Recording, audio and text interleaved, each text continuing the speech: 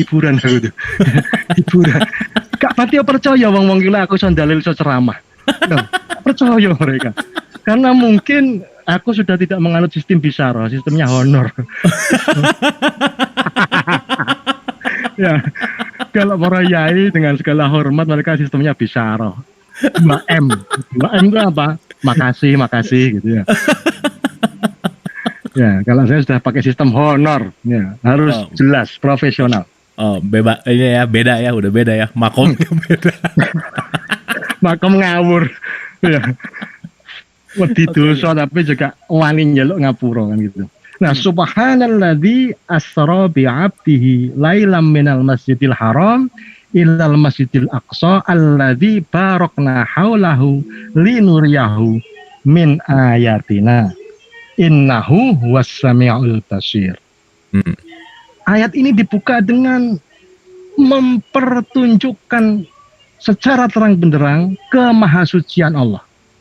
Subhanalladzi ya, subhana, maha suci Allah. Ini menegaskan kalau kita hendak berurusan dengan Islam, ingatlah bahwa Islam itu agama yang suci. Ya, Islam itu agama yang suci, diturunkan oleh Allah yang maha suci, ya, pada bulan Ramadan yang merupakan bulan suci, ya, diberikan kepada Kanjeng Nabi Muhammad SAW yang dimaksumkan, yang disucikan dari segala dosa, dan yang diturunkan itu adalah kitab suci Al-Quran. 5 hal suci Abu Marlo.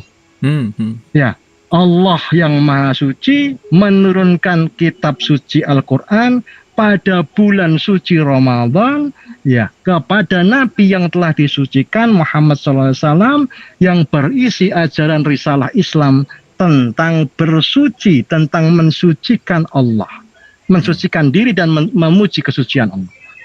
Itu artinya jangan main-main sama Islam. Ya. Jangan main-main, jangan bikin perkara. Ini perkara suci, ini hal suci. Segala sesuatu, siapapun itu, apapun itu, yang berusaha menistakan Islam, menistakan Quran, menistakan Kanjeng Nabi, menistakan Allah, bahkan na'udzubillah min dzalik, maka dirinya sendiri itulah yang akan nista. Ya. Jadi nggak perlu khawatir orang Islam itu sebenarnya. Siapapun yang menghina Islam, Kanjeng Nabi, Quran, Ramadan, dan bahkan Allah Subhanahu Wa Taala, dirinya sendiri nanti akan hina, akan berbalik, berpantul kepadanya. Ya. Apalagi inna nahnu nazzalna dzikra wa inna lahu lahafizun. Sesungguhnya kamilah Allah lah yang menurunkan Al-Quran dan Allah sendiri yang menjaganya. Menjaga kemurnian Al-Quran. Bayangkan, dijaga satpam komplek aja insya Allah komplek aman. Pasang alarm, pasang segala macam sistem keamanan pasti aman. Apalagi ini yang menjaga Allah sendiri. Maka penjagaan Allah tentu saja penjagaan yang terbaik, dan Allah adalah sebaik-baik maha penjaga. Dan yang dijaga kemurnian Quran. Ya, kemurnian Al-Quran itu bagaimana kita menilainya? Ini saya punya quote yang semoga bisa menginspirasi. Engkau sangka engkau telah menyentuh airnya, padahal engkau hanya menyentuh basahnya. Air sama basah beda. Oke, keren. Oke. Nah, zat, kalau kita mau bicara zatnya air. Sifatnya air apa? Ada yang tahu sifatnya air? Kan ada 4 hal kalau kita mau belajar. Zat, sifat, asma, af'al. Zatnya anggaplah sebagai ilustrasi, zatnya air. Sifatnya air apa? Sifatnya air cair. Ya, nah ini gampang, ini pelajaran fisika kelas 2 SMP mungkin. Kebetulan waktu itu saya nggak bolos. Yang ketiga, asma. Asma air apa saja? Oh, banyak sekali. Air mata, air hujan, air sungai, air laut, ya, air minum, air ini, air itu. Kalau dalam Islam kita mengenal nama-nama Allah. Ya, Allah, wallahulladzi la ilaha illa huwar rahmanur rahimul malikul qudusus salamul mu'minul muhaiminul azizul jabbarul mutakabbirul khaliqul bari'ul musawwirul ghaffarul qahhar sampai 99. Air pun demikian. Ini supaya panjenengan paham apa yang sedang panjenengan sentuh. Zatnya air, sifatnya cair, nama-namanya beragam. Af'alnya, perilakunya. Perilaku air apa? Ada yang tahu perilaku air? Itu bergerak dari atas ke bawah gitu bukan, Gus? Oke, ada lagi yang selain itu kan ada yang bergerak ke atas, namanya air pancuran. Ya, selalu mengisi tempatnya gitu. Ya, memenuhi ruang ya. Ada lagi mungkin mengalir. Mengalir, oke, apa lagi? Yang jelas-jelas merupakan perilakunya yang paling awal. Ketika mengalir pun dia, itu pernah mendengar dari ucapan saya mungkin, membasahi.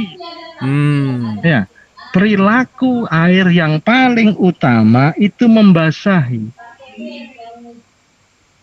Membasahi, bahkan membasahi dirinya sendiri. Keren ya. Jadi kalau sampean mau mensifati, mau mengafali, mau melakukan perilaku air, sampean sampai pada maqamat air, sampean harus membasahi bahkan dirimu sendiri. Oke. Ya, Al-Quran begitu. Al-Quran begitu. Pakai perumpamaan air agak mudah banget untuk paham nih, Gus. Mantap, iya. Gus. Luar biasa, Gus. Al-Quran itu air. Maka jika sampean sedang menjalankan perilaku air itu membasahi dirinya sendiri. Siapa yang berpegang pada Quran, pada sunnah, pada samudra yang sedemikian luasnya, maha luas, itu perilaku paling utamanya membasahi. Di situ ada kesejukan, keteduhan, kelegaan, harapan kehidupan. Air kan perlambang kehidupan. Ya. Air begitu sekalinya dia tergenang, kotor sudah. Ya. Dia harus mengalir perilaku berikutnya. Dia memenuhi ruang ya. Dia kemudian terus-menerus tawadhu. Ini penting nih tawadhu nih. Mengalir ke bawah. Mengapa? Karena pada lanjutan ayatnya, subhanalladzi asra, diperjalankan, memperjalankan. Siapa yang diperjalankan oleh Allah? Subhanalladzi asra bi abdihi. Maha suci Allah yang telah memperjalankan hambanya. Nah, ini sebenarnya peluang besar buat kita semua, bapak-bapak, ibu-ibu. Peluang besar apa, Gus? Peluang besar untuk dalam kurung bisa diperjalankan oleh Allah. Oke. Ada kesempatan berarti ya, Gus? Ada. Karena ternyata Muhammad ibni Abdillah, Muhammad anaknya Abdullah, ketika diperjalankan dalam Isra Mi'raj, bukan dalam kedudukan sebagai nabi, bukan dalam kedudukan sebagai rasul, bukan dalam kedudukan sebagai uswatun hasanah, bukan dalam kedudukan sebagai pemimpin umat terakhir, pemimpin umat terbaik, melainkan dalam kedudukan sebagai hamba. Ya, bukan dalam kedudukan host dialog positif juga. Bukan dalam kedudukan host humor sufi juga. Tapi dalam kedudukan hamba. Bukan dalam kedudukan presiden, wakil presiden, menteri, komisaris, apapun itu, bukan. Tapi dalam kedudukan hamba. Nah, tinggal persoalannya, mau atau tidak mau sampean jadi hamba. Biasanya nggak mau, Kang Abu. Oh gitu, ya. Dia nggak mau lah, maunya jadi Tuhan. Ya. Maunya menyalahkan, merasa memegang otoritas kebenaran, suka mengadili, bahkan belum apa-apa, neraka kamu, dosa kamu, kafir kamu gitu ya. Kafir, murtad, syirik, wah. Itu kan playing as God. Oh. Waduh, ya susah mau jadi hamba. Ya, kalau mau lihat karakter hamba ya kira-kira beginilah ya sini ya minimal. Dikasih sesi hiburan dia terima, wis gak apa-apa. Ya, kasih tau ngomong ya gak apa-apa. Ya, yang penting transferan jalan terus kan gitu. Gak masalah. Ditaruh mana-mana gak apa sudah. Muka dimatok ya gak apa-apa. Bagian ngisi air doang ya gak apa-apa. Hamba itu diperjalankan berserah kepada Allah, tawakal ala Allah, nderek kersane Gusti Allah. Saat ini Abu Marlo sedang ditaruh di dialog positif. Tiap hari loh, edan ini anak ini, edan tiap hari. Ya, kalau saya yang nggak mau, ya,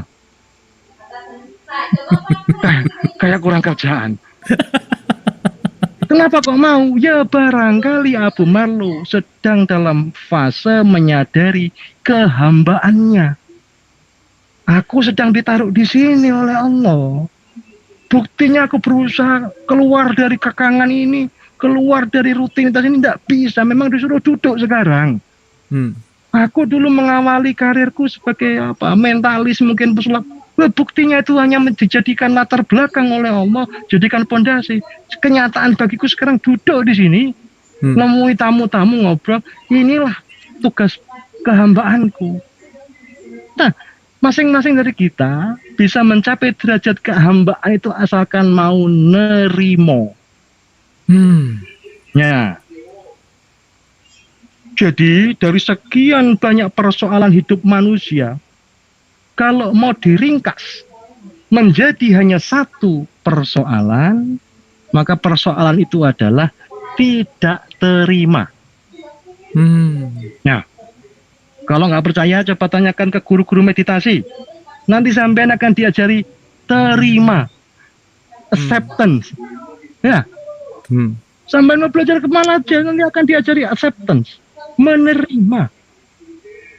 Kenapa? Karena menerima itulah kenyataan yang paling nyata bagi kehambaan kita. Semua sudah diatur sedemikian rupa oleh Allah.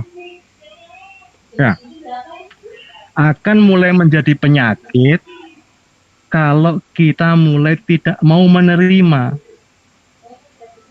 Ya, mulailah nanti pusing-pusing, mulailah nanti kemudian stres, mulailah nanti psikosomatis, mulailah nanti jantungan, mulai nanti darah tinggi, mulai nanti kemudian stroke, suwe-suwe mati ya kan, gara-gara nggak terima. Ya, semua sudah diatur kok. Ya, denial, penolak denial, penyangkalan, kemudian penolakan, itu ya asal muasal segala penyakit karena kita tidak mau bersyukur. Nah, tidak akan berpanjang di situ. Subhanalladzi asra bi'abdihi laila, pada malam hari. Kenapa kok malam? Ya. Kenapa kok malam? Ya, pernah ada orang Madura protes. Ya. Itu negara ini, negara itu sudah sampai ke bulan. Ya, kita nggak usah lagi lah ke bulan. Terus kemana? Ke matahari. Matahari. Matahari kan panas. Loh, kita berangkatnya ba'da maghrib.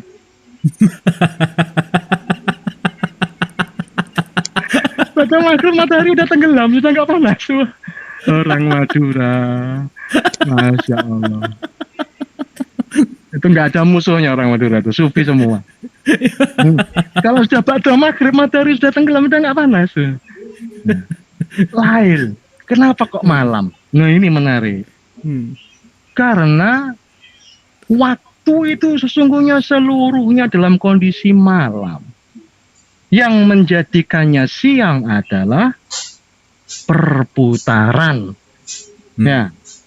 Perputaran waktu, perputaran planet, perputaran pada orbitnya, perputaran semesta raya ini yang menjadikannya siang dan malam. Nah, gitu.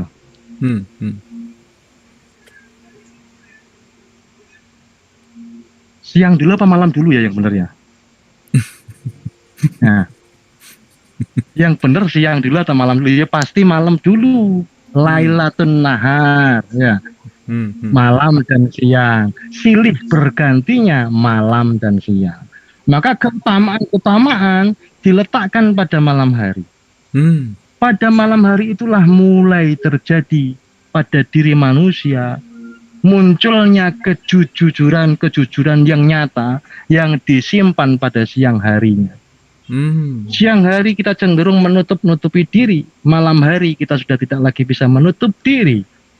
Mengapa? Karena kita semakin intens berjumpa dengan diri kita sendiri.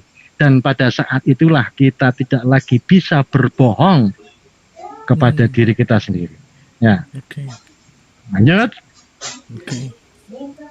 Gila, terlalu serius, dikat aja, nggak usah diundang lagi. Enggak Gus, keren Gus. Ini belum pernah cerita Isra Mi'raj kayak gini, belum pernah Gus. Ya. Ini mantap ini. Subhanalladzi asra bi 'abdi lailam minal masjidil haram ilal masjidil aqsa. Dari Masjidil Haram di Mekah ke Masjidil Aqsa di Yerusalem, Palestina. Itu di dalam Qur'annya disebut Masjidil Haram dan Masjidil Aqsa. Sedangkan di dalam hadisnya disebutnya Baitul Maqdis. Ya. Ini sesungguhnya kedudukan. Kedudukan bagaimana? Masjid itu kan tempatnya sujud, bait itu kan tempatnya tinggal lah, kira-kira rumah ya. Nah, sudahkah engkau berumah di tempat sujudmu sendiri? Sudahkah engkau bersujud di rumahmu sendiri? Rumah yang mana, Gus? Nah, ini dia. Rumah yang mana? Rumah yang selalu engkau bawa kemana-mana. Rumah apa itu? Ya, rumah apa itu? Tentu saja kalau kita memakai disiplin ilmu tasawuf, akan dikenal 3 macam rumah. Yang pertama, Baitul Makmur, di wilayah kepala. Ya. Baitul Muharram, di wilayah dada. Sampai pusar itu ya. Baitul Maqdis, di wilayah bawah pusar. Sampai kira-kira betis atau sebelum betis. Sudah dibagi 3 begitu, masih ada sisanya. Apa itu? Kaki. Kaki ini ternyata tidak disebut sebagai bait atau rumah. Ya memang kaki paling susah disuruh tetap tinggal di rumah ya. Kaki ini ternyata adalah sarana perjalanan. Nah, sehebat-hebat kepala, sehebat-hebat isi kepala, sehebat-hebat isi dada, sehebat-hebat isi jeroane bawah pusar itu, hebat mana dengan kaki? Ayo. Kalau kaki bergerak, segala hal di atasnya lo ikut. Ya.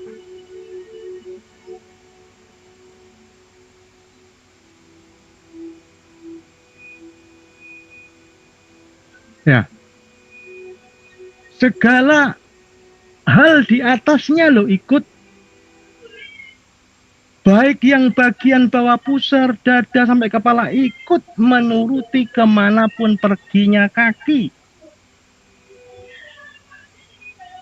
Inilah yang utama ternyata. Gerak kepalamu nggak dihitung, gerak dadamu nggak dihitung, gerak bawah pusarmu nggak dihitung. Begitu kakimu bergerak, sampai-sampai ada sunnahnya kalau kita pulang Jum'ah, pulang sholat Jum'ah, jangan langsung pakai jalur yang berangkat, keliling dulu, karena setiap hitung sebagai pahala. Dalam bahasa Jawa, kaki itu ada sejumlah pembahasan. Bahasa kromonya sampeyan. Oke. Nah, ini ada yang orang Jawa, sampeyan. Bahasa biasanya sikil. kasarnya cokor. Nah, cokor atau ceker, kemudian sikil, kemudian suku, kemudian sampean. Ya, sampean. Dan ternyata raja-raja Mataram, raja-raja Jawa, gelarnya itu sampean dalam atau kaki. Yang digelari itu menggunakan gelar kaki. Surga adanya di mana, Bu Marlo? Telapak kaki ibu. Nah, kaki. Kaki. Jadi kepalamu ini isi dadamu ini isinya apapun terserah. Bahwa pusarmu ini gaib, tapi jangan coba-coba langkahkan kaki. Begitu kaki melangkah langsung sebagai perbuatan. Oke. Kalau kaki nggak melangkah, ya kaki ternyata menjadi pasal yang paling menentukan dari kehambaan seseorang. Apakah kamu akan berjalan atau kamu memohon diperjalankan oleh Allah. Kalau memohon diperjalankan oleh Allah, maka kaki digunakan untuk iktidal. Kaki digunakan untuk ruku. Kaki digunakan untuk sujud, untuk simpuh kepada Allah. Maka niscaya kaki itulah nanti yang akan diperjalan, membawa bergerak seluruh bagian di atasnya menuju kebaikan, menuju kebenaran. Nah, lumayan keren ya penjelasannya ya. Padahal ngawur, ngarang, ngarang. Aku tidak tahu ngomongin ya. Ini sadis. Nah, Oke. Alladzi barokna haulahu linuriyahu min ayatina. Ya. Bait itu rumah kesucian. Nah, rumah kesucian. Rumah kesucian itu ternyata alladzi barokna haulahu linuriyahu min ayatina. Persoalannya sekarang di dalam dirimu ini di mana letaknya Bait Al-Maqdis? Ya. Sudah saya sampaikan tadi. Oke. Berarti Baitul Maqmur, wilayah kepala. Isinya apa? Akal. Baitul Muharram, wilayah dada. Isinya apa? Hati. Baitul Maqdis itu yang bawah ini loh. Isinya apa? Syahwat. Nafsu, birahi, gairah. Ya. Kalau sampean, kalau kita bisa menjaga kesucian Baitul Maqdis, maka alladzi barokna haulahu linuriyahu min ayatina. Akan mendapatkan keberkahan, akan dikelilingi keberkahan yang merupakan tanda-tanda, sebagian tanda Allah. Jadi letaknya kesucian bukan di hati. Aduh. Itu mohon maaf ini ilustrasi ya. Kehilangan apa yang hilang? Kan bukan hati, bukan kepala. Kian kehormatannya ini dinodai kesuciannya. Itu di wilayah Baitul Maqdis. Di wilayah ini loh, syahwat ini loh. Nah ini kan susah gampang menjaganya. Ya, makanya lembaga pernikahan menjadi sangat penting. Makanya kemudian hukum perzinahan menjadi sangat berat. Itu sesungguhnya untuk membela manusia menjaga rumah kesuciannya. Nah, makanya senggolan laki perempuan tidak boleh karena bisa terganggu kesuciannya, terganggu loh ya, bukan kemudian ternodai ya. Birahi muncul kemudian cairan pertama, itu bisa itu disebut najis ya, dan seterusnya. Loh kita ini mau suci susah, mustahil kita suci itu. Kencing aja sudah hilang sucinya, kentut aja sudah hilang sucinya. Makom tertinggi kita itu makom bersuci. Maka pangkal dari persoalan-persoalan agama itu selalu tentang toharoh, tentang bersuci. Ya, ini penting. Mengapa penting? Karena sholat kaitannya dengan toharoh juga. Wudhu dengan mandi junub bersuci. Nanti kita akan Ramadan bulan suci, kita pun diminta untuk lebih intens dalam mensucikan diri kita. Mustahil pasti, mustahil akan suci. Jadi jangan sok suci sampean. Ya, apa sampean kok sok suci? Mustahil suci. Wes, gak usah lomba-lombaan, gak usah merasa sok-sokan bagaimana. Makom kita bersuci. Nah, siapa yang istiqomah menjaga ikhtiarnya untuk terus-menerus bersuci, itulah itu yang al-istiqomatu khairum min alfi karomah. Istiqomah itu lebih baik, itu bahkan melampaui dari 1000 keramat. Nah, itu yaktis di mana ya? Mari bersama-sama kita jaga Baitul Maqdis kita. Untuk apa? Untuk bisa mengalami Mi'raj. Ya, Mi'raj itu bawah itu kalau ada gangguannya nggak boleh sholat.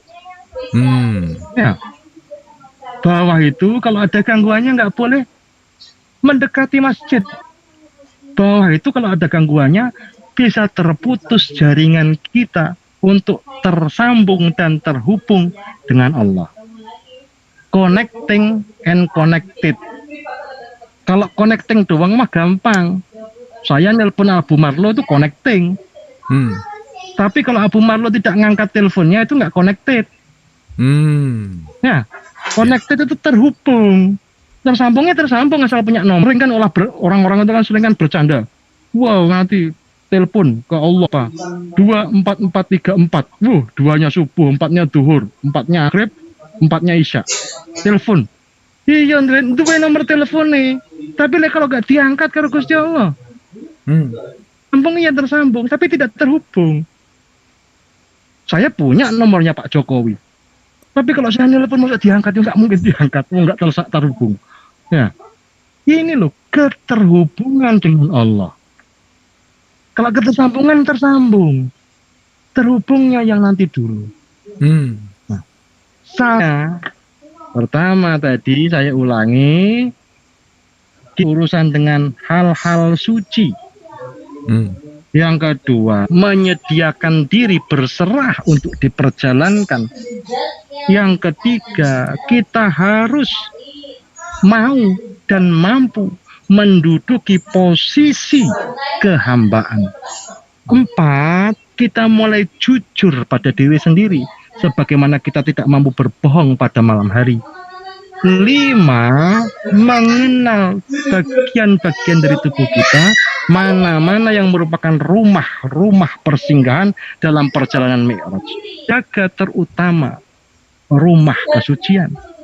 7, tersambung dan terhubung dengan Allah agar bisa Mi'raj. Sholat adalah Mi'rajnya orang-orang beriman. Dan syarat sah sholat itu dimulai dari bersucinya. Sholat dicek, diperiksa dari mulai ke rang vitalnya itu Baitul Maqdisnya. Oke. Dipakai apa Baitul Maqdisnya? Kencing, oh wudu. Senggama, oh mandi junub. Zina, aduh kalau zina nanti dulu ini ada urusannya panjang kan gitu. Jadi Mi'raj itu bergantung pada alat kelaminmu itu, Baitul Maqdismu. Suci atau tidak suci, ini pemancarnya. Nah, jarang-jarang orang bahas itu ya.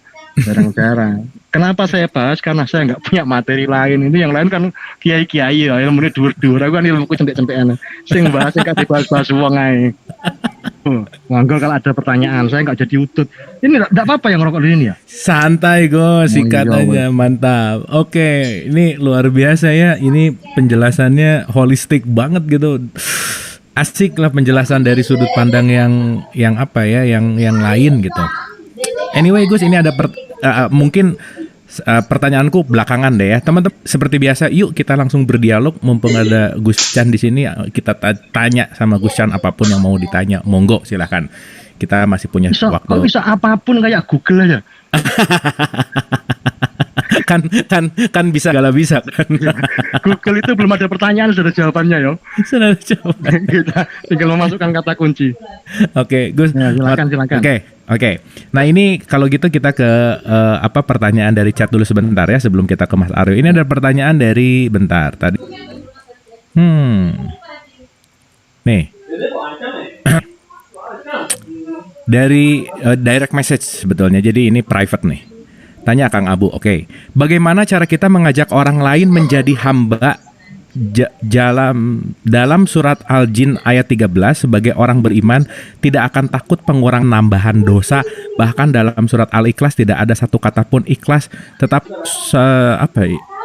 saat ini banyak yang typo ya. Saat ini hampir tidak pernah dibahas, yang sering dibahas justru surga dan neraka, pahala dan dosa. Mohon pencerahan. Nah, justru mungkin pertanyaannya lebih kepada kenapa lebih banyak dibahas surga, neraka, pahala, dosa, tapi bagaimana aplikasi dan hakikat mungkin gitu Gus, kira-kira. Bagaimana caranya? Monggo. Iya.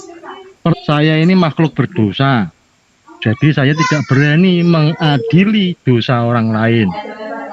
Sama, kita dalam kondisi memohon ampunan kepada Allah, berharap ampunan Allah, meyakini berhusnudzon terhadap ampunan Allah. Sehingga saya tidak berani berasumsi bahwa dosa saya tidak diampuni. Demikian pula dosa sampean. Dosa ini instrumen yang hebat sebenarnya. Kalau tidak ada dosa, kita ini akan cenderung lepas kendali. Ya, akan cenderung tanpa rem. Akan cenderung tidak sadar resiko. Maka dosa ini manajemen resiko sebenarnya. Nah, tanpa manajemen resiko kita tidak bisa mengukur atau mengetahui bahkan mengenal batas. Kalau kita tidak mengenal batas, maka kita akan cenderung melampaui batas itu. Kalau kita melampaui batas, maka Allah akan tidak suka kepada siapapun yang melampaui batas. Jadi ini sudut pandang yang relatif baik terhadap dosa. Tidak perlu khawatir terhadap dosa. Mengapa? Karena kita tidak perlu mengkhawatirkan ampunan Allah. Ya. Kalau kata orang-orang tua ini kan sudah banyak yang sepuh ya, pasti sudah ingat juga omongannya sendiri. Manusia itu tempatnya salah dan dosa. Benar nggih? Sudah jelas kita tuh wadahnya salah dan dosa. Jadi berusaha berbuat benar bagaimanapun yang terjadi salah. Mau berbuat baik bagaimanapun yang terjadi itu dosa. Karena kita ini tempatnya, kita ini wadahnya dosa dan salah. Persoalannya adalah sampean punya keranjang sampah nggak di rumah? Punya tong sampah nggak di rumah? Punya, Gus. Tong sampah tempatnya apa? Tempatnya sampah, Gus. Sampah itu kotor nggak? Kotor, Gus. Tong sampahmu kamu bersihkan nggak? Tong sampahmu kamu siram bersih nggak? Loh, buat apa? Itu kan tempatnya kotor. Waduh. Berarti sampean kurang bisa menghargai sampah. Ya, sampah itu pun berhak mendapatkan tempat yang bersih. Demikian pula contohnya sampean makan. Selesai makan piringnya kotor enggak? Kotor. Dicuci enggak? Dicuci. Kenapa kok dicuci? Ya karena akan dipakai lagi. Alangkah indahnya kalau kita menyadari bahwa kita ini tempatnya salah dan dosa, tapi kita rajin membersihkan tempat. Ya, rajin membersihkan tempat. Mengapa? Itu seperti rajin menjaga konsistensi kehambaan kita. Hamba ini susah sekali loh mencapai itu. Ya, manusia ini kalau mau dibikin derajat-derajatnya, pertama, halo, Bashar. Bashar itu apa? Makhluknya Allah dengan segala organnya yang tidak beda dengan makhluk lain. Anggaplah binatang. Binatang punya tangan, manusia juga punya tangan. Binatang punya kaki, manusia punya kaki. Binatang punya otak, otak kambing malah enak. Manusia punya otak. Ya. Bashar, mau naik enggak? Mau. Apa? Anas. Manusia. Nah, kalau manusia bagaimana? Ya ini. Ada badan jasmaninya, ada badan rohaninya. Badan jasmaninya otak, badan rohaninya akal. Badan jasmaninya jantung, badan rohaninya hati. Ya, fuad lah, sudur lah, kolep lah ya. Badan jasmaninya alat kelamin, badan rohaninya birahi yang dijaga, kehormatan, dan seterusnya. Tapi ini belum angka aman pertama. Kalau sampai jatuh kita, tsummaroddatnahu asfala safilin, jatuh lagi derajatnya setingkat dengan binatang. Ya. Harus naik lagi. Naik apa setelah nas? Khalifah fil ard. Menjadi pemimpin di muka bumi, yang kita mulai dari memimpin diri kita sendiri. Syarat sah kepemimpinan terutama si pemimpin mengenali dirinya sendiri, mengenali kepemimpinannya. Ya. Bashar, nas, khalifah fil ard. Ini masih belum. Ya. Masih belum. Walaupun masih manusia. Ya. Tapi kemudian tetap saja jatuh, maka harus naik kelas lagi. Naik kelasnya apa? Loh, ini yang jarang dibahas juga. Dipikir ini derajat paling tinggi, padahal ini batu loncatan menuju derajat yang paling tinggi, yaitu al-insan al-kamil, manusia paripurna. Manusia paripurna adalah manusia yang sudah selesai dengan persoalan-persoalannya sendiri dan mulai memikirkan persoalan manusia yang lain dan kemanusiaan pada umumnya. Kanjeng Nabi Muhammad ini contoh yang paling hebat. Sudah menjadi manusia paripurna, baru kemudian seolah-olah turun padahal naik. Ya, tertingginya adalah Abdillah, hambanya Allah. Jadi manusia paripurna ini batu loncatan untuk mencapai derajat tertinggi, yaitu Abdillah, hambanya Allah. Nah, pada derajat manusia paripurna ini pun Kanjeng Nabi menyadari dosa-dosanya. Kanjeng Nabi ini memohon ampunan pada Allah minimal 70 kali mengucap istighfar. Nah, sehari kita berapa kali? Itu Kanjeng Nabi loh. Ya, levelnya udah wah, manusia terbaik, itu masih memohon ampunan.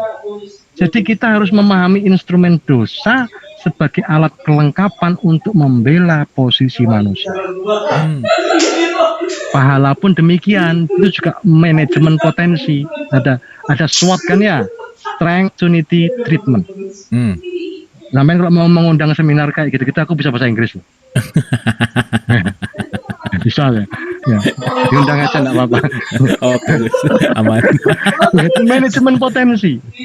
Bahwa jika kita berbuat buruk, kita bisa mendapatkan karma kira-kira. Kalau berbuat baik, kita akan bisa mendapatkan dharma. Ada dharma, ada karma. Ini sudah sesuatu yang seimbang. Nah, kenapa ada konteks tidak takut pada penambahan dosa dan tidak khawatir pada pengurangan dosa, pengurangan pahala, tidak takut pada penambahan dosa dan tidak khawatir atau tidak takut juga pada pengurangan dosa, pahala, itu karena dia lillahi ta'ala.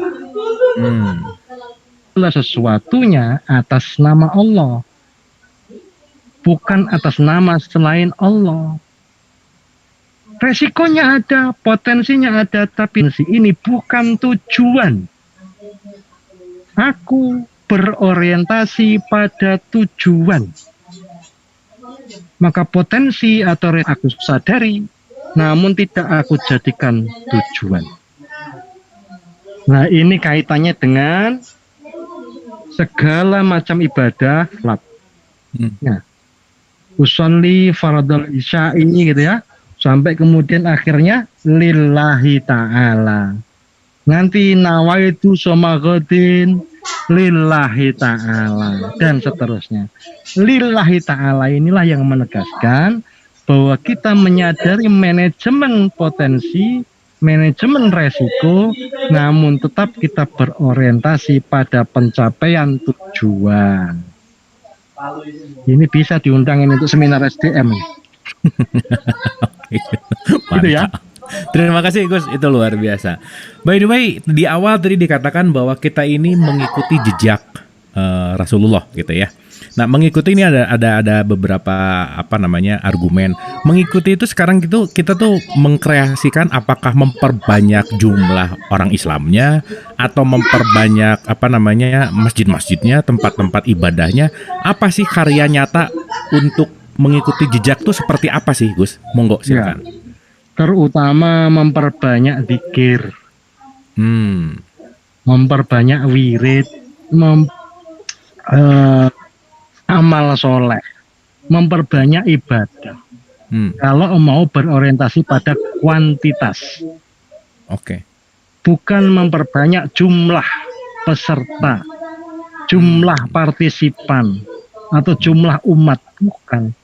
Orientasinya bukan pada itu. Karena Allah ini jais. Jais itu bagaimana? Nak karep-karepe, semau gue. Aing kumaha aing lah. Ya bener ya? Bener. Gusti Allah itu maha aing kumaha aing. Ya. Orang dengar saya. Kok kemudian mencapai kesadaran tertentu, mendapat pencerahan? Bukan karena saya. Hidayah, petunjuk itu semata-mata dari Allah. Allah memberi petunjuk kepada siapa yang Dia kehendaki dan tidak ada yang bisa menyesatkan setelah datangnya petunjuk itu kecuali Allah. Allah menyesatkan siapa yang Dia kehendaki, memberinya petunjuk setelah datangnya kesesatan itu kecuali Allah. Nah, manusia itu di wilayah proses. Ini loh kalau mamanya dari kehambaan kita. Manusia itu di wilayah proses. Bukan hasilnya. Jangan merebut wilayah Allah, nggak mampu, nanti sakit hati, malah sakit jiwa segala macam. Oke. Di wilayah dakwah. Gusti Allah di wilayah hidayah. Jangan sok-sokan kamu bisa memberi hidayah. Siapa kamu? Nah, makanya saya kalau begini-begini nggak pernah sakit hati. Sampai di situ nggak ketahuan pakai celana pendek atau nggak pakai celana, nggak tahu ya. Nggak peduli saya. Sampai ngerokok, sambil apa silakan. Ya, siapa tahu dengan wasilah itu kejatuhan hidayah ya. Banyak sekali peraturan-peraturan adab, belajar, berilmu segala macam, tapi itu aturan yang menjadikan manusia lebih dewasa secara kemanusiaannya, tapi tidak bisa merebut, mengakuisisi hidayah Allah. Di pesantren-pesantren banyak cerita, terutama santri-santri dalam. Santri dalam itu santri yang didhawuhi diperintah ngurus rumahnya kiai. Yang lain pada ngaji, dia ngosek wis, bikinkan minum, dia ngurusi anak-anak kiai, dia mungkin kayaknya, tapi lebih pintar daripada yang ngaji-ngaji itu.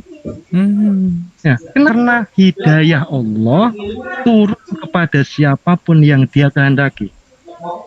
Nah, tanda-tanda atau ciri-ciri atau turunnya hidayah itu bermula dari Ya, jika gurumu, mursyidmu, pengajarmu ridho dengan dirimu, itu sebagaimana dia membukakan pintu bagi masuknya hidayah Allah. Bagaimana supaya dapatkan ridhonya? yang berkompeten, senang-senangkanlah hatinya.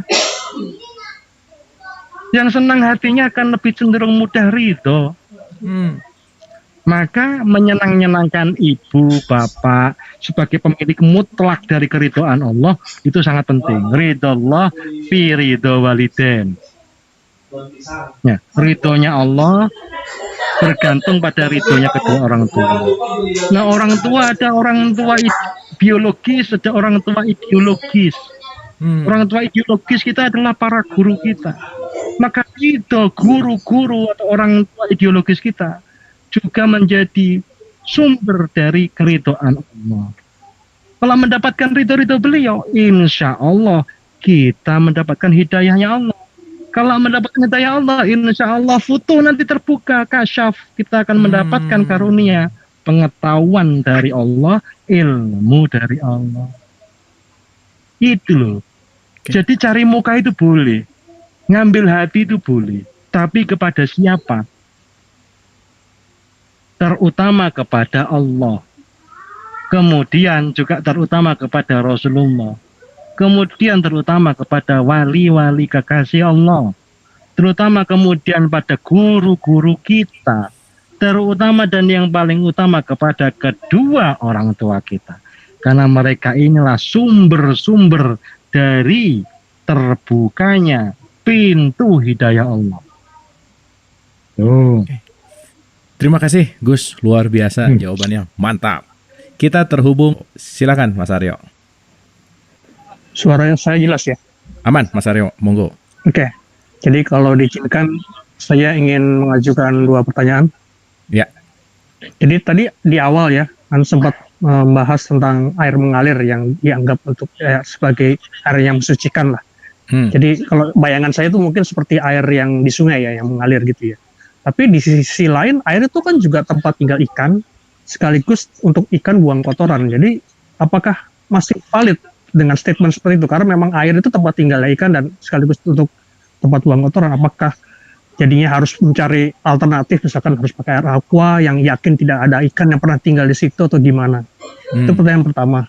Dan kedua tadi juga sempat membahas ibu tentang surga dan ibu kan, di mana surga berada di bawah telapak kaki ibu. Tapi bagaimana dengan bayi-bayi, misalkan yang lahir lewat proses teksogenesis yang seperti lewat proses lab gitu ya, sehingga tanpa ada rahim ibu, tidak punya bapak dan ibu. Nah itu ibunya nggak ada atau jadi mau gimana ini dengan posisi si bayi ini? Gimana cara dia nanti untuk mencari surga ini yang tidak ada ibunya? Itu saja pertanyaan saya. Terima kasih. Ya. Oke, thank you. Silakan, Gus. Ya, Mas Aryo ini penanya abadi ya.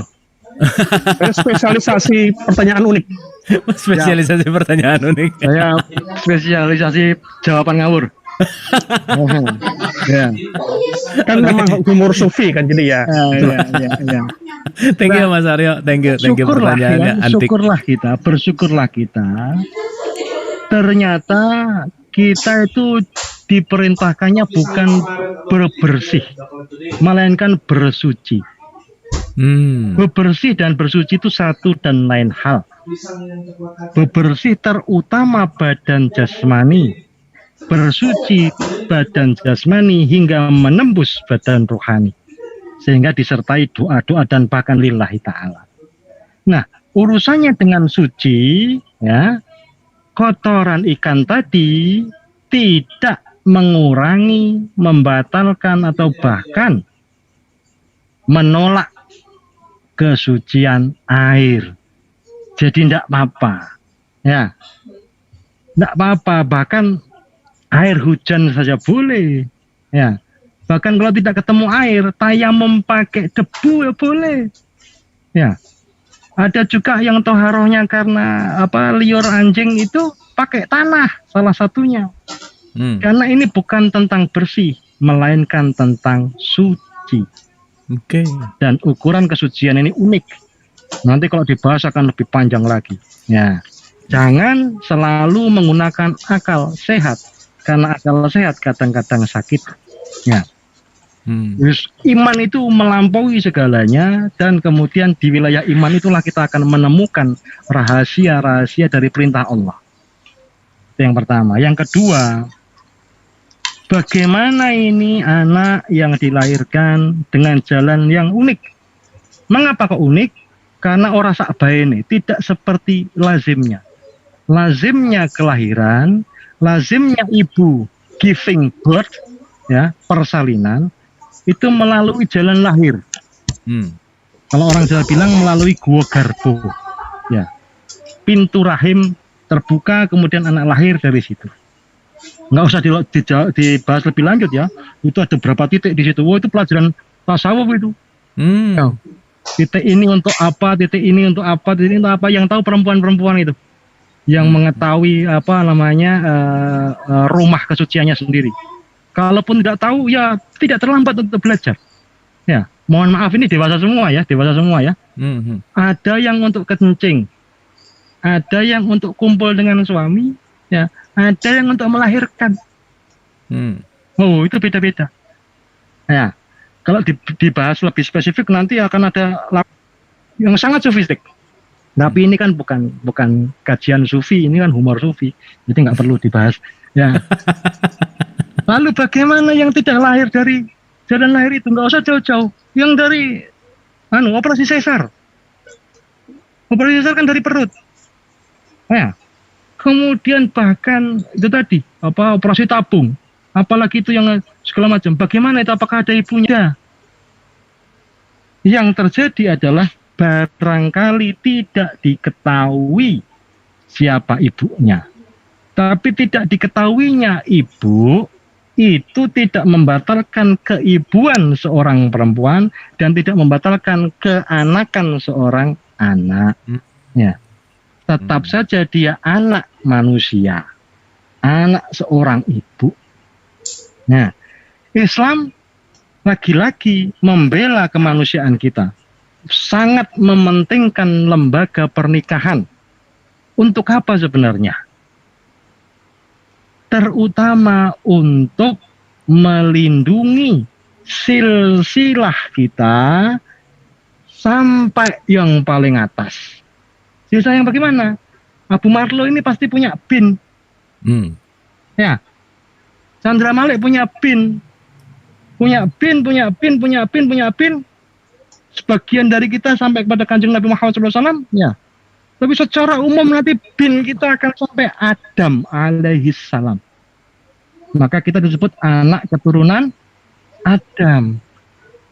Ya. Menjadi persoalan ketika, mohon maaf, ketika seorang anak, seorang anak menjadi anak dari ibunya, yang ketika ia ada di rahim ibunya, ibunya bukan atau belum istri dari bapaknya. Atau menjadi anak dari seorang anak dari seorang bapak, yang ketika dia berada di rahim ibunya, bapaknya belum atau bukan suami ibunya. Artinya apa? Artinya terjadi kehamilan di luar pernikahan. Ya, itu sangat mengkhawatirkan nanti terhadap silsilah bin atau binti dari fulan atau fulana.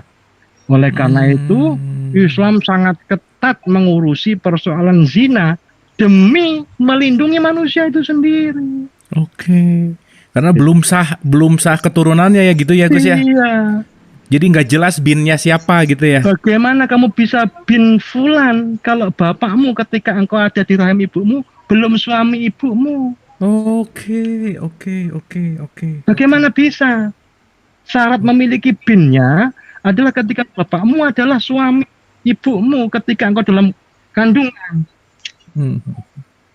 Mantap Gus, terima kasih. Ini pertanyaannya unik, jawabannya juga asik banget nih, luar biasa. Berbicara antara anak dan ibu, ini dari YouTube ada pertanyaan unik Gus. Ini pertanyaannya gini, ini unik banget pertanyaannya. Bagaimana Gus jika orang tua tidak setuju dengan calon pasangan kita, sedangkan kita juga mencintai pasangan kita? Nah gimana nih Gus, ada konflik nih kayaknya, sedikit curhat nih, silakan Gus. Ya, Itu persoalan klasik yang ada terus-menerus ya. Hmm. Ya. Saya tentu saja tidak bisa merekomendasikan untuk melawan orang tua. Nggak berani saya. Kenapa? Karena saya juga nanti berharap akan juga mengalami fase menikahkan anak. Ya. Mau bagaimanapun makom saya ini kan sudah makom wali. Ya. Walaupun masih wali murid. Ya.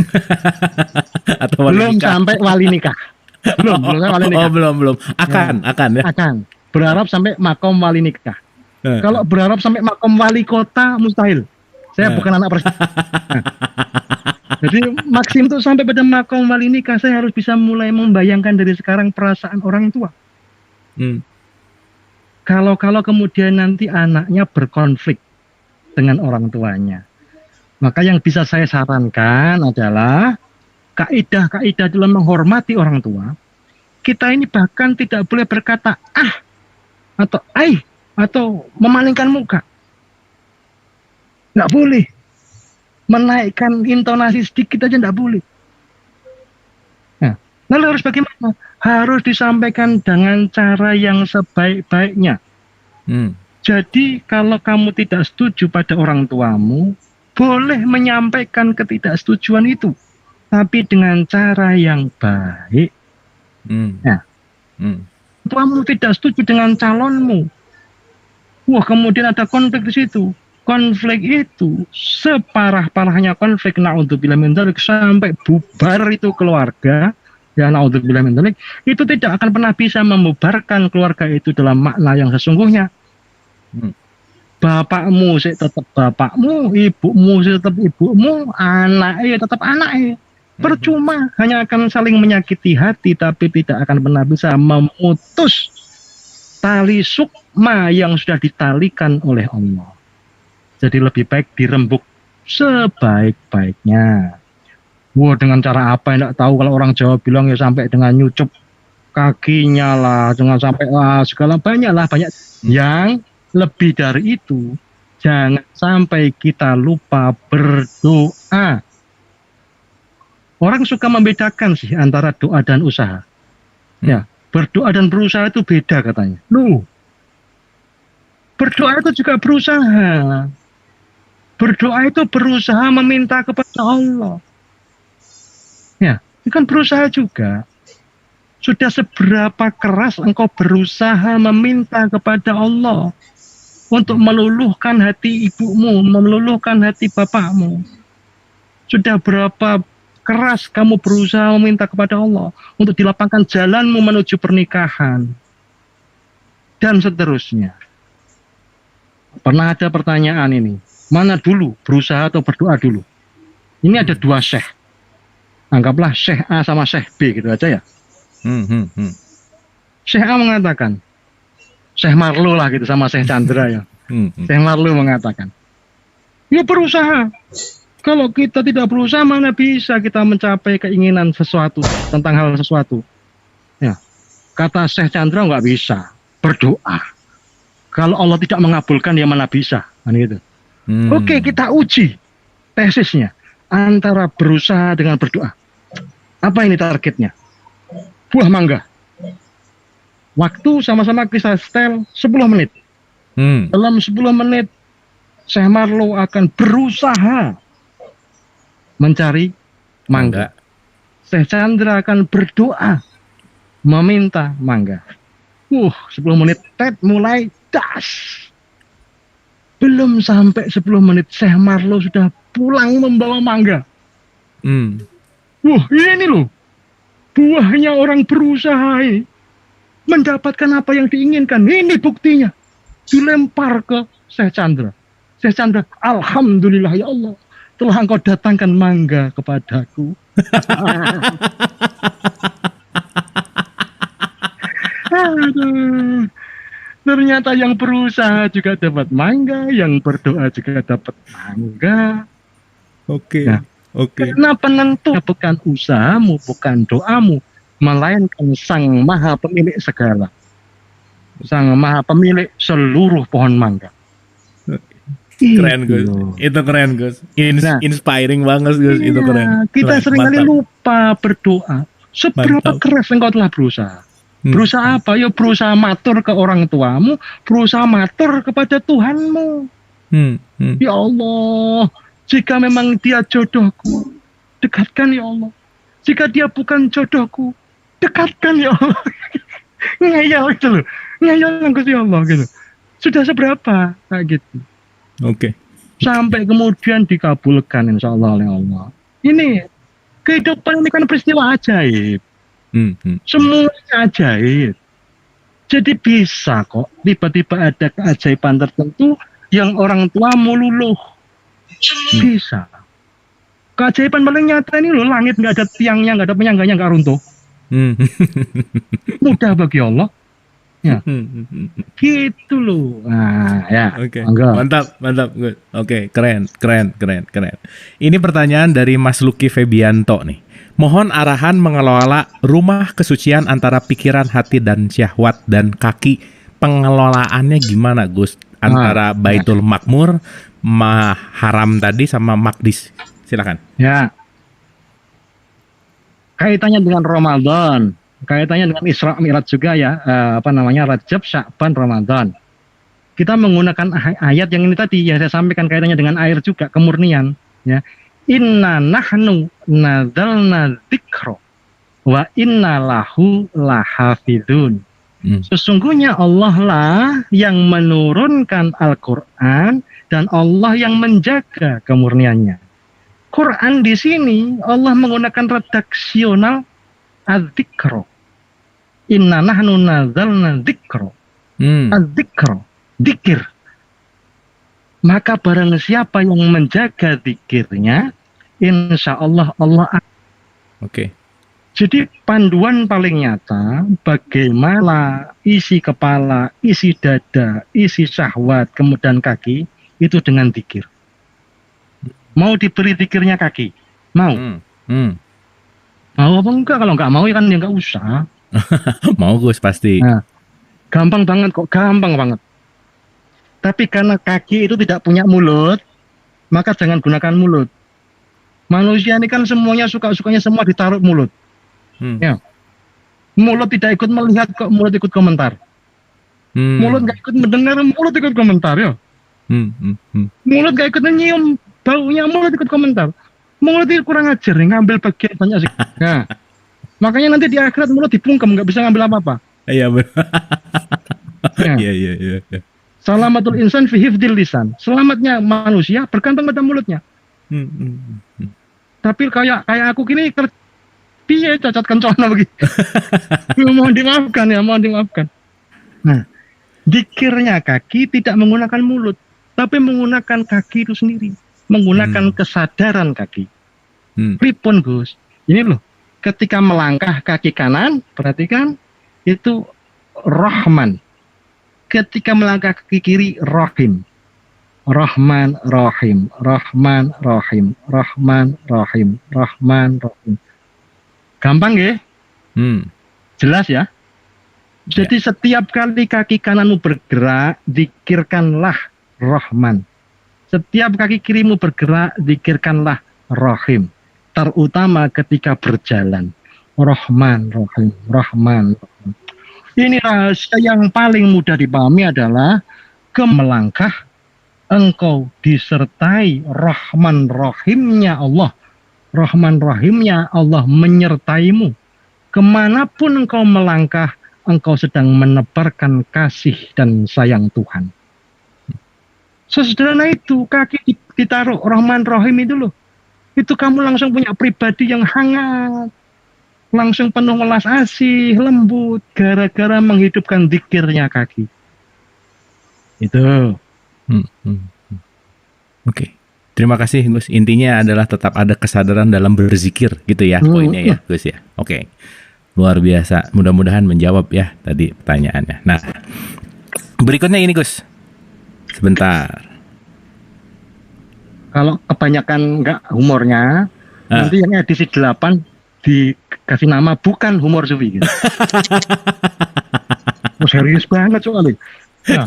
Nggak, ini pertanyaannya sementara ya, mudah-mudahan ada beberapa deh yang bisa kita ini ya, yang bisa kita. Itulah guru yang selayak dan. Oke. Ya. Siapapun itu murid, jika murid itu mengantarkanmu untuk mengenal dirimu sendiri, itulah murid yang engkau hendaknya mengajar kepadanya. Ya. Karena mengajar itu selalu harus dimulai dari belajar. Guru mulai mengajar dengan belajar tentang muridnya.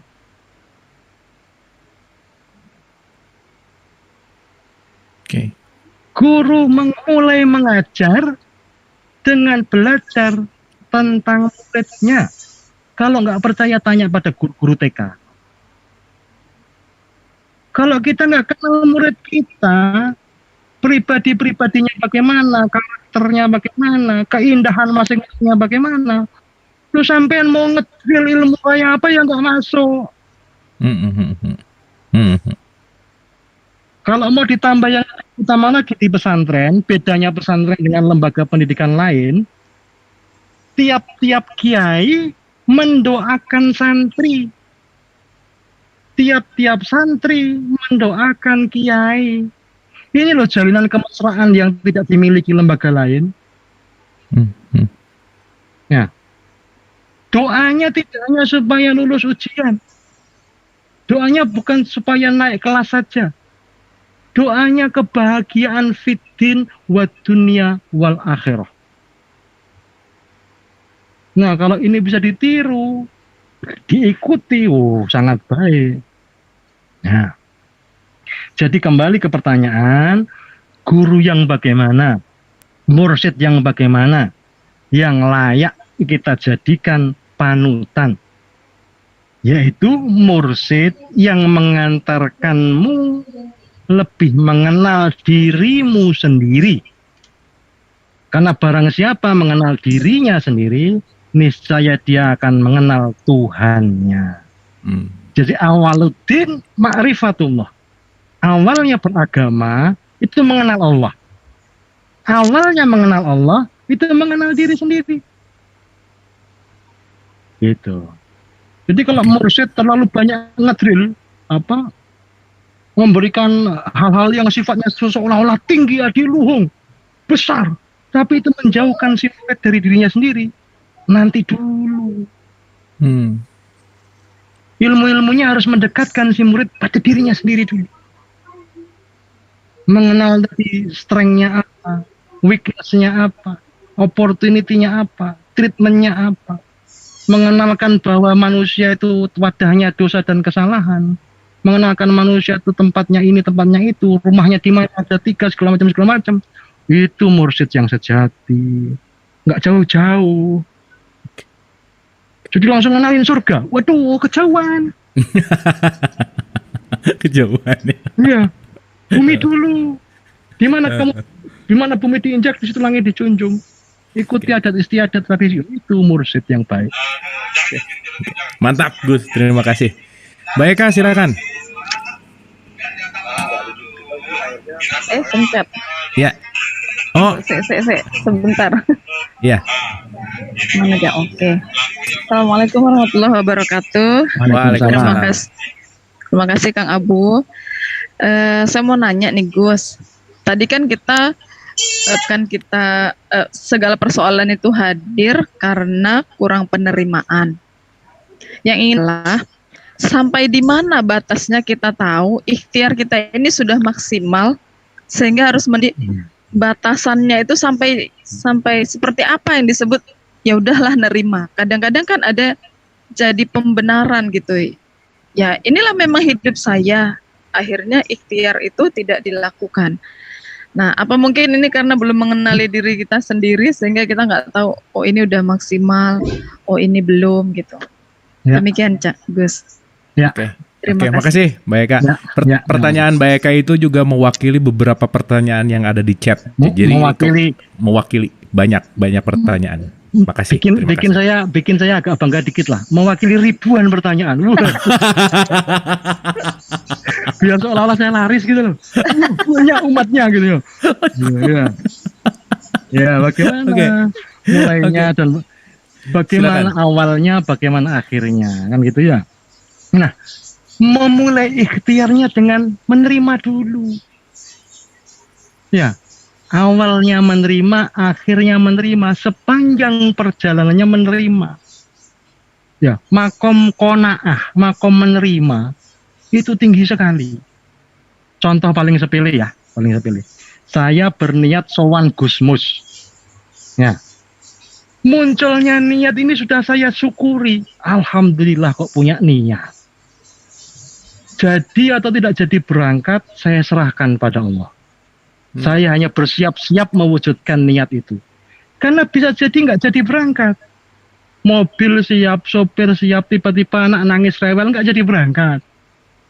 Tapi kalau saya tidak terima, aduh anak ini anak sakit hati nanti saya. Malah sakit panas, aduh istri rewel nggak jadi berangkat. Padahal sowan kiai itu bagus, bikin wah sakit itu. Jadi saya sudah bersyukur qanaah dari mulai muncul. Ya, seperti orang pernah bilang, Gus saya pengen naik haji. Oh bagus itu. Semoga menjadi haji yang mabrur.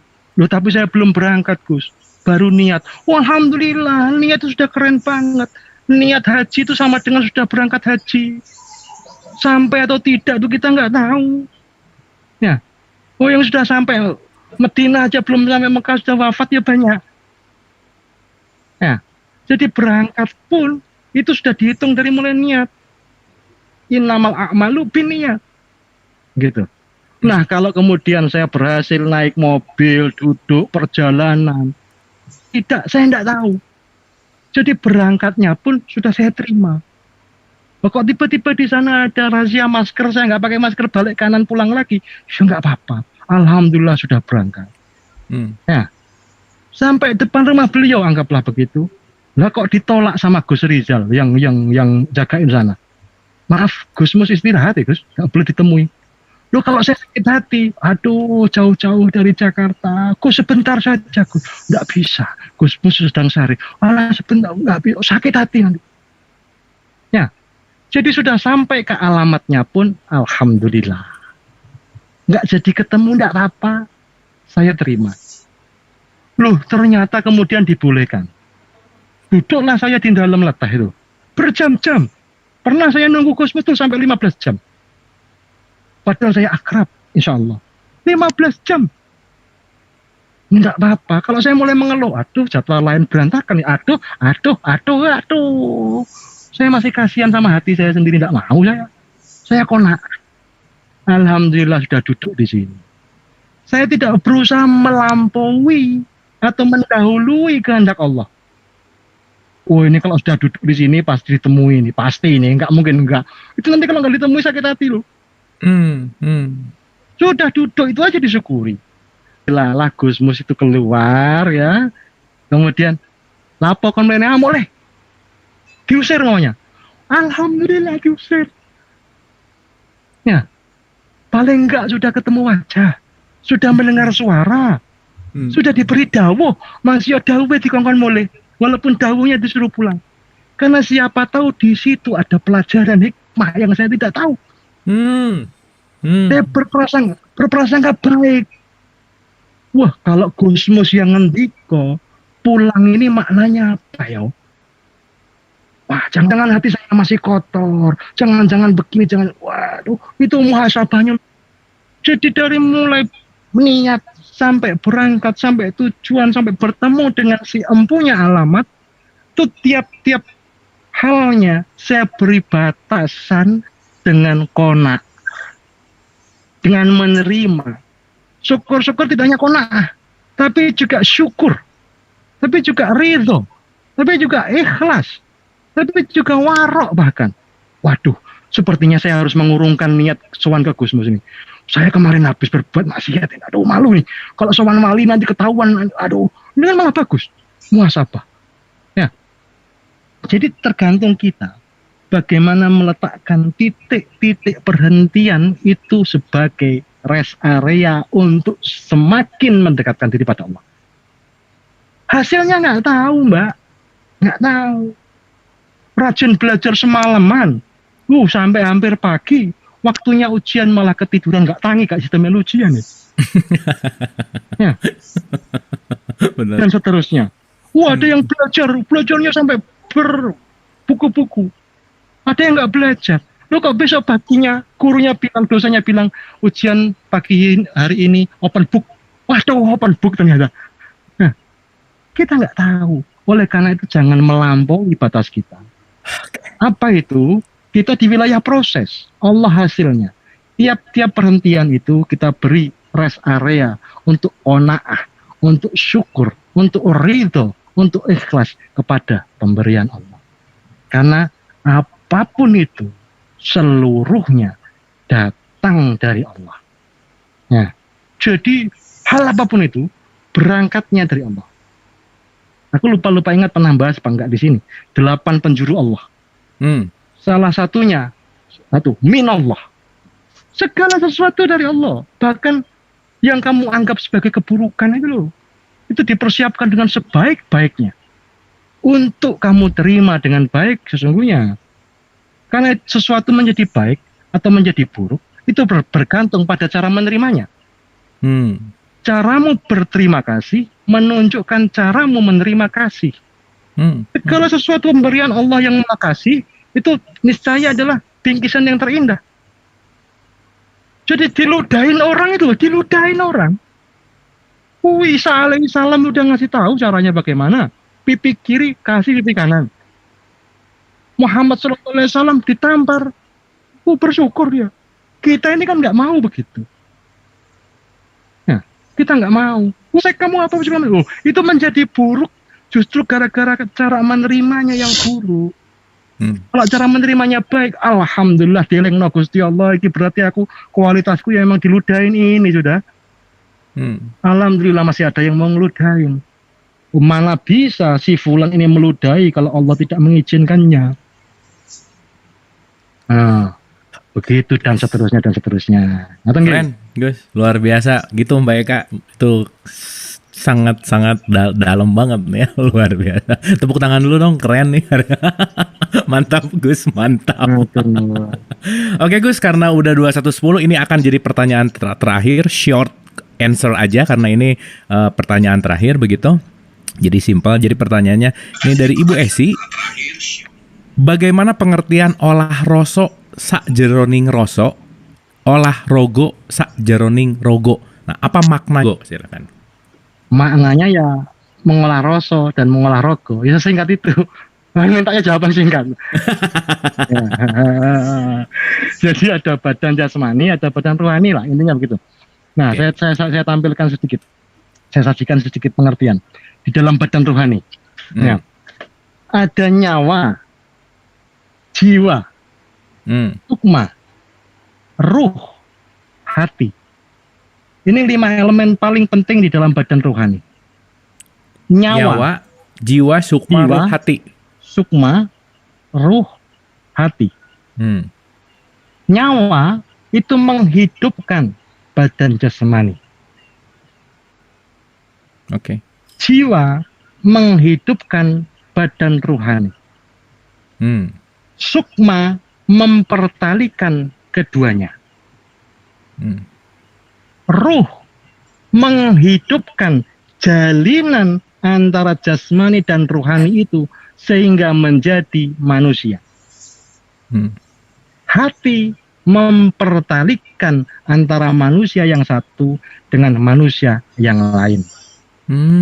Ya, jadi kalau sampai sakit, alhamdulillah min dzalik, baik itu sakit raga atau sakit jiwa. Sakit jiwa jangan beranggapan ini selalu tentang gila. Ya, belum tentu tentang gila. Marah itu sakit jiwa. Benci sakit jiwa. Dengki, iri, dendam sakit jiwa itu. Ya. Kalau sakit jasmani kan, sakit raga kan lebih mudah dari mulai panu sampai stroke kan gitu. Nah, kalau terjadi sakit nyawa atau sakit jiwa, itu sesungguhnya yang terjadi apa? Yang terjadi kendor tali sukmanya. Ini bapak-bapak yang pernah ngalami TVRI ini, kalau sekarang kan nggak ada ya. TVRI dulu kan matanya di mana, ininya di mana ya? Atau pos kota, cetakan lama. Pos kota itu kan belasat kabeh. Matanya kemana itu ya? Itu seperti tali sukmanya kendor. Maka sakit nyawa atau sakit jiwa. Maka yang perlu dilakukan apa? Mempertalikan kembali sukma itu. Membenahi tali sukmanya. Nah, kelegaan hati, ketenangan hati, kebahagiaan dan lain sebagainya, itu tali sukma. Oleh karena itu banyak sekali penyakit-penyakit jasmani maupun rohani yang bisa diantisipasi dengan belajar menenangkan diri, belajar melegakan diri, belajar menyenangkan diri, supaya tali sukmanya terjaga kaitannya. Tidak lagi mengalami sakit raga atau sakit jiwa. Rasa berada di badan rohani. Itu ya. Oke. Nanti panjang-panjang. Mungkin penjelasan lebih detailnya kita bahas di episode berikutnya. Wow, bukan sufi. Bukan humor sufi. Gus, terima kasih banyak, luar biasa malam hari ini dengan bahasa-bahasa yang dalam banget gitu ya, tapi disampaikan dengan relax gitu, ringan. Kita merasa mendengarnya juga tenang banget gitu, enak banget. Terima kasih sebesar-besarnya Gus. Sekali lagi boleh tepuk tangan untuk Gus Chandra Malik malam hari ini, luar biasa. Dan seperti biasa pada akhirnya final statement. Ini episode 230 Gus, genap 230. Final statement episode 230. Mangga silahkan. Hidup di dunia adalah menjalani peran di panggung sandiwara. Tiap-tiap kita menjadi tokoh karakter. Tokoh karakter inilah yang mendapatkan dosa maupun pahala. Sedangkan pemerannya mendapatkan piala citra. Assalamualaikum warahmatullahi wabarakatuh. Waalaikumsalam warahmatullahi wabarakatuh. Piala citra pokoknya. Oke. Boleh tepuk tangannya, luar biasa malam hari ini ya. Asik, alhamdulillah. Aduh, ini sampai speechless nih, dalam banget ini, catatannya luar biasa banget. Perjalanan Isra Mi'raj tentang bagaimana mengikuti langkah dan jejak zat tadi disampaikan dengan analogi air dengan sangat indah sekali, berbeda antara zat, sifat, asma, af'al dan semuanya, dan diakhiri dengan piala citra. Terima kasih Gus Chandra Malik, luar biasa malam hari ini. Tapi poin pentingnya adalah, sudahkah kita sujud di rumah kita sendiri? Wabillahi taufiq wal hidayah. Assalamualaikum warahmatullahi wabarakatuh. Sampai ketemu besok di jam dan channel yang sama. Kita foto dulu sebentar. Boleh tepuk tangan sekali lagi buat Gus Chan. Luar biasa. Asik, foto. Siap ya, hitungan ketiga pokoknya senyum aja. Karena ibu dan bapak nggak tahu ada di page berapa, pokoknya 1, 2, 3, smile. Siap, page pertama, 1, 2, smile. Oke, 1, 2, page kedua, 1, 2, smile. Asik, page ketiga, 1, 2, smile. Page keempat, nggak smile juga nggak apa-apa ya, udah geng dastar semua nih. Oke. Gus, jangan bosan-bosan ke dialog positif. Terima kasih, sehat-sehat. Semoga lancar juga, humor sufinya kita dukung juga, kita nonton juga, mudah-mudahan selalu menginspirasi kita semua. Sekali lagi, hatur nuhun. Seperti biasa, acara resmi sudah selesai, tapi ini ada pesan juga yang menarik dan lagu terakhir. So enjoy the song dan enjoy the quotes.